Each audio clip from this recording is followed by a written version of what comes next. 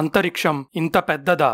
అందులో ఎన్ని వింత వస్తువులు ఉంటాయో కూడా ఊహించలేము. అయితే వాటిలో కొన్ని ఈ వీడియోలో కవర్ చేద్దాం. ఆకాశం వంక చూస్తే ఎల్లో కలర్ లో మెరిసిపోయే మన సూర్యుడిని ఎల్లో డ్వార్ఫ్ అంటారు. అది పుట్టి 460 కోట్ల సంవత్సరాలైంది. ఇలా చూస్తే సూర్యుడు ఇంకో 500 కోట్ల సంవత్సరాలు బతకొచ్చు అని అర్థమవుతుంది. మన సూర్యుడి చుట్టూ తిరిగే గ్రహాలు సిలికేట్ రాళ్లు, మెటల్స్ మరియు వాయువులతో తయారయ్యి ఉంటాయి. కానీ మొత్తం వాయువులతో తయారైన గ్రహాలు అంటే జూపిటర్ లాంటి గ్యాస్ జైంట్స్ లో ఎక్కువగా హైడ్రోజన్, హీలియం ఉంటాయి.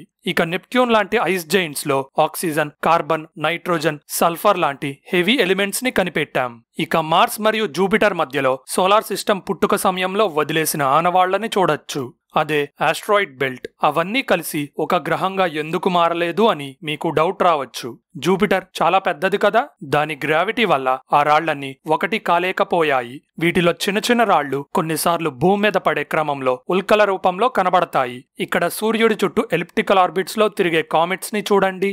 కామెట్స్ మార్గాలు చాలా సాగదీసి ఉండటం వల్ల వాటిని హైలీ ఎలిప్టికల్ ఆర్బిట్స్ అంటారు. సూర్యుడి నుండి నెప్ట్యూన్ ఇంకా దూరంగా జరిగి కామెట్స్ ని నెట్టడం వల్ల వాటి ఆర్బిట్స్ ఇలా మారాయి. వీటితో పాటే గ్రహాలు కాని గ్రహాలైన డ్వార్ఫ్ ప్లానెట్స్ కూడా ఉన్నాయి. ఇలాంటి ఒక వస్తువు సిరీస్ ఆస్ట్రాయిడ్ బెల్ట్ లో ఉంటే ప్లూటో లాంటివి చాలా కైపర్ బెల్ట్ లో ఉన్నాయి. కైపర్ బెల్ట్ కూడా సేమ్ ఆస్ట్రాయిడ్ బెల్ట్ లానే రాళ్లతో ఉంటుంది. కాకపోతే ఇది నెప్ట్యూన్ తర్వాత నుండి 7 బిలియన్ కిలోమీటర్స్ దూరం వరకు ఎక్స్టెండ్ అయి ఉండొచ్చు. కోర్స్ మన చంద్రుడు మరియు ఇతర గ్రహాల చుట్టూ తిరిగే చంద్రుళ్ళని మర్చిపోకూడదు. కైపర్ బెల్ట్ దాటితే ఊట్ క్లౌడ్ అనే ప్రాంతం ఉంటుంది. ఇందులో అంతరిక్ష రాళ్లతో పాటు ఐసీ బాడీస్ కూడా ఉంటాయి. ఇవన్నీ సూర్యుడి చుట్టూ కవచంలా ఏర్పడి 3 కాంతి సంవత్సరాల దూరం వరకు ఎక్స్టెండ్ అయి ఉంటాయి. సోలార్ సిస్టమ్ బయటికి వెళ్లే ముందు హీలియోస్పియర్ ని మర్చిపోకూడదు. సూర్యుడి నుండి సోలార్ విండ్ వస్తుంది. ఇది గాలి కాదు, ఎలక్ట్రాన్, ప్రోటాన్ మరియు ఆల్ఫా పార్టికల్స్ లాంటి చార్జెడ్ కణాలతో తయారయ్యి ఉంటుంది.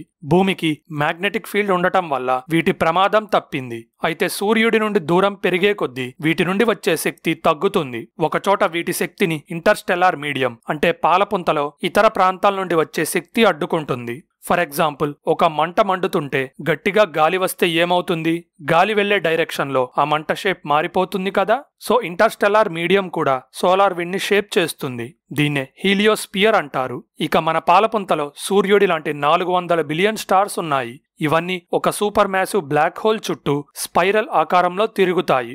ఇలా పాలపుంత చుట్టూ తిరగడానికి మన సోలార్ సిస్టమ్ కి 250 మిలియన్ సంవత్సరాలు పడుతుంది. పాలపుంత మధ్యలోని బ్లాక్ హోల్ మన సూర్యుడి కంటే 4.6 మిలియన్ రెట్లు పెద్దగా ఉంటుంది. ఇలా చూస్తే ప్రతి గ్యాలక్సీ మధ్యలో ఒక బ్లాక్ హోల్ ఉంటుంది అని అర్థమవుతుంది. ఇలాంటి కొన్ని బ్లాక్ హోల్స్ మన సూర్యుడి కంటే అనేక బిలియన్ల రెట్లు పెద్దగా కూడా ఉంటాయి. విశ్వంలో మన సూర్యుడి లాంటి ఎల్లో డ్వార్ఫ్ స్టార్సే కాదు, రెడ్ డ్వార్ఫ్స్, ఆరెంజ్ డ్వార్ఫ్స్ కూడా ఉంటాయి.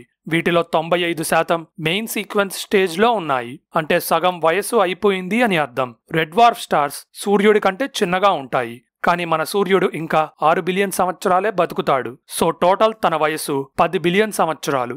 కానీ రెడ్ డ్వార్ఫ్స్ అలా కాదు, అవి కొన్ని ట్రిలియన్ల సంవత్సరాలు బతకగలవు. అయితే ఆరెంజ్ డ్వార్ఫ్స్ స్లోగా మండుతాయి. సో అవి మన సూర్యుడి కంటే ఎక్కువ, అంటే 15 నుండి 45 బిలియన్ సంవత్సరాల వరకు బతుకుతాయి. అయితే మన సూర్యుడి లాంటి మరికొన్ని ఎల్లో డ్వార్ఫ్స్ 17 బిలియన్ సంవత్సరాలు బతకగలవు. ఆ తర్వాత అవి రెడ్ జైంట్ గా ఉబ్బుతాయి. అయితే రెడ్ డ్వార్ఫ్స్ కంటే చిన్నగా ఉండే బ్రౌన్ డ్వార్ఫ్స్ ని అటు స్టార్ అనలేము, ఇటు గ్రహం అని కూడా అనలేము. ఎందుకంటే అవి సూర్యుడిగా మారడానికి సిద్ధపడ్డాయి. కానీ కావలసినంత పదార్థం దొరకక మధ్యలో ఆగిపోయి ఒక పెద్ద జూపిటర్లా కనబడతాయి. ఇందులో కూడా హైడ్రోజన్, హీలియం ఉంటాయి. కానీ వాటి మధ్య న్యూక్లియర్ రియాక్షన్స్ జరిగేంత ప్రెషర్ ఉండదు. అయితే ఈ స్టార్స్ యొక్క కాంతి టైంతో మారుతూ ఉంటుంది. అందుకే వాటిని వేరియబుల్ స్టార్స్ అంటారు. వీటిలో కొన్ని స్టార్స్ లోపల జరిగే చర్యల వల్ల కాంతి మారుతూ ఉంటుంది. అంటే ఒక టైంలో సౌర తుఫానుల్ని పుట్టించినప్పుడు ఎక్కువ కాంతివంతంగా కనబడితే మిగిలిన టైంలో కాంతి తగ్గుతుంది. ఇలాంటి స్టార్స్ ని ఇంట్రిన్సిక్ వేరియబుల్ స్టార్స్ అంటారు. కానీ కొన్ని స్టార్స్ కాంతి లోపల జరిగే విషయాల మీద కాకుండా బయట జరిగే విషయాలు, అంటే దానికి ఒక గ్రహం అడ్డం రావడమో లేకపోతే దూరంగా జరగడం లాంటి విషయాల మీద ఆధారపడి ఉంటుంది. ఏదైనా అడ్డం వచ్చినప్పుడు కాంతి పెరిగితే, అడ్డు తొలగినప్పుడు కాంతి తగ్గుతుంది. వీటిని ఎక్స్ట్రిన్సిక్ వేరియబుల్ స్టార్స్ అంటారు. అయితే మరికొన్ని పెద్ద స్టార్స్ చాలా వింతగా ప్రవర్తిస్తాయి. వాటిని సెఫైడ్ వేరియబుల్ స్టార్స్ అంటారు. ఆస్ట్రానమీలో వీటిని చాలా విలువైనవిగా చూస్తారు. ఎందుకంటే సెఫైడ్ వేరియబుల్ స్టార్స్ సైజ్ మరియు టెంపరేచర్ మార్పులు చాలా ఎక్కువ టైం పీరియడ్ లో జరుగుతాయి. అంటే 100 రోజుల టైం పీరియడ్లో వాటి కాంతి పెరిగి తగ్గడాన్ని మనం గుర్తించాం. సో వీటి కాంతి ద్వారా విశ్వంలో దూరాల్ని కొలవచ్చు. అందుకే వీటిని స్టాండర్డ్ క్యాండిల్స్ అంటారు. అయితే అంతకు మించిన స్టార్స్ ఉన్నాయి. అవి సూర్యుడి కంటే 4 నుండి 250 రెట్లు పెద్దగా ఉంటాయి. వీటిని బ్లూ సూపర్ జైంట్స్ అంటారు. ఒక స్టార్ ఎంత పెద్దగా ఉంటే అది అంత అన్స్టేబుల్ గా ఉంటుంది. సో పెద్దవి త్వరగా అంతమైపోతాయి. అందుకే బ్లూ సూపర్ జైంట్స్ 10 మిలియన్ సంవత్సరాలే, అంటే సూర్యుడి వయసులో 0.1% మాత్రమే బతికి అంతమవుతాయి. ఇవి చాలా పెద్దగా ఉంటాయి కాబట్టి టెంపరేచర్స్ ఎక్కువ ఉంటాయి. ఎక్కువ టెంపరేచర్ అగ్ని బ్లూ కలర్ లో కనబడుతుంది. అందుకే అవి రెడ్ లేదా ఆరెంజ్ కాకుండా బ్లూ కలర్ లో కనబడతాయి. అయితే అంతమైపోయే ముందు వాటి వేడి తగ్గి రెడ్ సూపర్ జైంట్స్ గా మారతాయి. రెడ్ జైంట్ స్టార్స్ యొక్క రేడియస్ మన సూర్యుడి రేడియస్ కంటే 20 నుండి 100 రెట్లు ఎక్కువగా ఉంటుంది. ఇంత పెద్దగా ఉండటం వల్ల రెడ్ జైంట్స్ కేవలం కొన్ని వందల మిలియన్ల నుండి 2 బిలియన్ సంవత్సరాల వరకు బతుకుతాయి. చివరికి వాటి మధ్యలో ఉన్న కోర్ బయటి లేయర్స్ ని విడిచేసి ఒక మేఘంలా కనబడుతుంది. దీన్నే ప్లానెటరీ నెబులా అంటారు. ఇక కోర్ ని వైట్ డ్వార్ఫ్ అనొచ్చు. అన్ని ఆరెంజ్ మరియు రెడ్ డ్వార్ఫ్ స్టార్స్ కి ఈ గతే పట్టి వైట్ డ్వార్ఫ్స్ ని విడిచిపెడతాయి. ఒక వైట్ డ్వార్ఫ్ భూమి కంటే పెద్దగా ఉండొచ్చు, కానీ మాస్ మాత్రం సూర్యుడితో సమానంగా ఉంటుంది. అంటే చాలా తక్కువ ఖాళీలో చాలా ఎక్కువ పదార్థం కుక్కబడి ఉంటుంది. అయినా కానీ వైట్ డ్వార్ఫ్స్ లో ఫ్యూజన్ ప్రాసెస్ ఆగిపోతుంది. సో మిగిలిన వేడి వల్ల అవి వెలుగుతూ ఉంటాయి. ఇలా వేడిని స్లోగా వాడుకొని ట్రిలియన్ల సంవత్సరాలు బతుకుతూ కాంతిని వేడిని కోల్పోయి చివరికి బ్లాక్ డ్వార్ఫ్స్ గా మారతాయి. అయితే విశ్వం పుట్టి 13.9 బిలియన్ సంవత్సరాలే అయింది కాబట్టి మనకు తెలిసిన వైట్ డ్వార్ఫ్స్ ఏవీ కూడా ఇంకా బ్లాక్ డ్వార్ఫ్స్ గా మారలేదు. ఇప్పుడు విశ్వంలో ఉన్న అన్ని స్టార్స్ లో 97% వైట్ డ్వార్ఫ్స్ గా మారతాయి. కానీ ఇంకా పెద్ద స్టార్స్ కదా వేరు. విశ్వంలోనే అతిపెద్ద స్టార్స్ అయిన రెడ్ సూపర్ మరియు హైపర్ జైంట్స్ 3 నుండి 100 మిలియన్ సంవత్సరాలు మాత్రమే బతుకుతాయి. వీటి రేడియస్ మన సూర్యుడి రేడియస్ కంటే 100 నుండి 200 రెట్లు ఎక్కువగా ఉంటాయి. చివరి స్టేజెస్ లో ఈ భారీ స్టార్స్ ఒక భయంకర పేలుడుతో అంతమవుతాయి. వీటినే సూపర్నోవా అంటాం.